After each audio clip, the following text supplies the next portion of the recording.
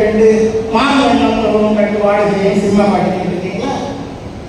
நீங்க கேள்விப்பட்டு கண்ணதாசன் கம்பல்ல இருக்க பாட்டு தான். கம்பல்ல ஒரு இடத்துல இவ்வண்ணம் நிகழ்ந்த வண்ணம் இனி உலகத்தெல்லாம் ஓய்வண்ணம் ஒரு பாட்டு அப்படியே மனசுக்குள்ள கிடந்தது போல கண்ணதாசன் பாவண்ணம் பருவம் கண்டு வேர்வண்ணம் வெயில் கண்டு மாமண்டம்.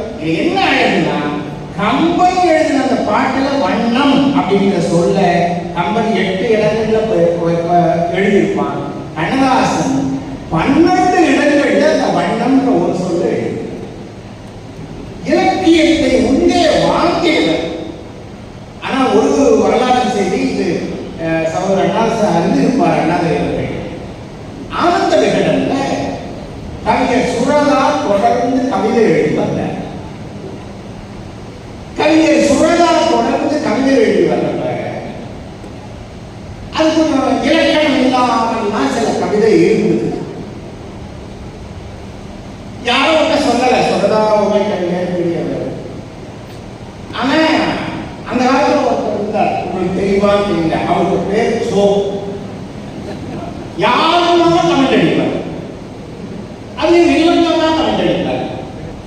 அவரு என்ன எழுதினார்? இது ஒரு கவிதையா? சுரதா எழுது கவிதையா?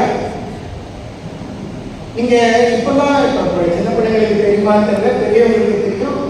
கம்போஸ் பண்ணுவாங்க முன்னெல்லாம், தெரியுங்க.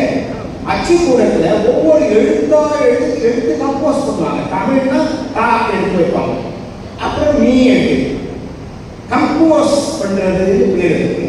அதை பண்றதுக்கு ஒருத்தர் இருப்பார், அவருக்கு கம்போசிட்டர்னே பேர். கம்போசிட்டர்னு பேர். சோழ என்ன பண்ணாரு? இது கவிதையே கிடையாது, கம்போஸ் பண்றவர் பிரிச்சு போட்டுட்டாரு. இது கவிதை கிடையாது.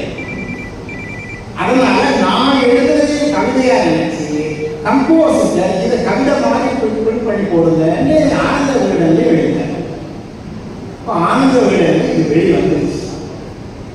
சுரதா கவிதைய சோ கிண்டல் பண்ணவங்க தமிழ் படிச்ச பல பேர் பொங்கணும். எப்படி நடத்தலாம்? விகடனுக்கு அது நல்ல வியாபார தந்திரமாகி சங்க பலகை அப்படிங்கிற ஒரு பேர்ல பல பேர்கிட்ட கவிதை வாங்கி போட்டாங்க. இது நான் கல்லூரி மாணவனாக நடந்தது. யாரும் கவிதை வாரி கவிதை எழுதினாரு. நம்ம கொத்தமுதலம் சுப்பு எழுதினாரு. வாரி என்ன எழுதினார்? யாப்பரியா பூப்படையா பெண்மையினால் பிள்ளைகள கூடுமென்று யாப்பரியா பேரையினால் பாப்புமைய கூடுமென்று வாரி. கம்போசிட்டர் உதவியின்றி ஒரு கவிதை புறப்பட்டு வருகிறது. நம்பாத நண்பர் சோ படிக்கட்டும், ரொம்ப நல்ல கவிதை என்று சொல்லட்டும். கொத்தமங்கல சுப்பு. சுரதாவே ஒரு கவிதை எழுதினார். சிலர் எழுதக்கூடாது, மேடையே சிலர் பேசக்கூடாது, இங்கே பலர் எழுதி கெடுத்துள்ளார். துப்பைகளும் பத்திரிகை நடத்தி வரும் நண்பர் சோ அலைவரிசை வசனத்தால் கவிதை எனும் ஆர்ப்பாட்டம் என்றே பாதிக்கின்றார். தலைவரிசை கவிதைகளை தாக்குகின்றார். தாக்குபவர் தாக்கெல்லாம் பள்ள தாக்குகின்றார்.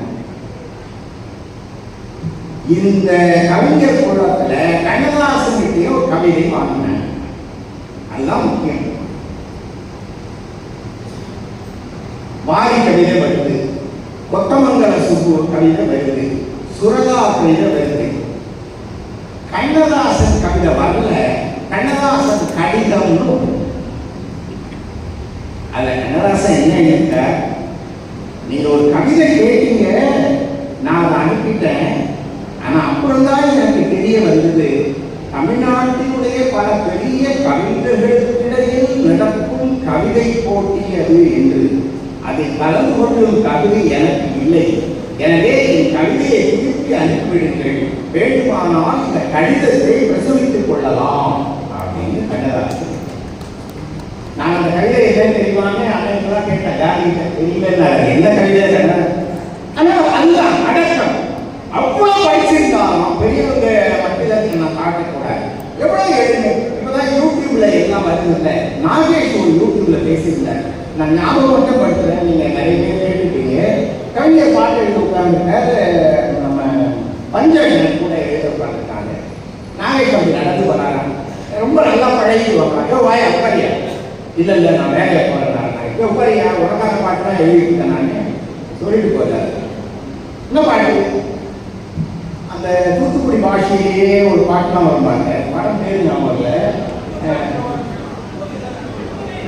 Okay right. அதுல மெட்ராஸ் நல்ல மெட்ராஸ், கனடா உட்காரியா மெட்ராஸ் நல்ல மெட்ராஸ். ஓ அனுபவம் என்னன்னு சொல்லுங்க, என்ன என்ன போடலாம்னு சொல்லிட்டு நாகேஷ் இது யூடியூப்ல இருக்கு, நாகேஷ் பேசுறேன். நாகேஷ் சொல்றேன் இது நல்ல மெட்ராஸ் ஆயிருக்கு. நான் தாராபுரத்து வந்து வரேன், அங்கெல்லாம் எவ்வளோ நேச்சுரலாக இருக்கும். இங்கே என்ன பார்க்கறதுக்கு உயர்வுள்ள கண்டுபிடி இருக்கிறான். மெட்ராஸ்ல செத்து போன கண்டுபிடிக்கு வட்டவளை திணிச்சு 4 கட்டையை கால் மாதிரி சுருகி மாடு முன்னால காமிச்சு அப்புறம் பாதுகாக்கிறான். அந்த கண்டுபிடி மாடுக்கு தெரியுமா இது செத்து போன கண்டுபிடி, இது நம்ம கண்டுபிடி யாரும் தெரியுமா? நீங்கள் அதை கவனிச்சிருக்கீங்களா? தெரிய நானே பார்த்துக்கலாம் மாதிரி இருக்கும். இந்த மாதிரிலாம் வெளியே நல்ல மெட்ராஸா அப்படின்னு உடனே பஞ்சு எழுது வைக்கலாத கண்டுபிடி மாடு எப்போ போட்டுது கக்கத்துல தூக்கி வச்சா கட்டளையே எழுது.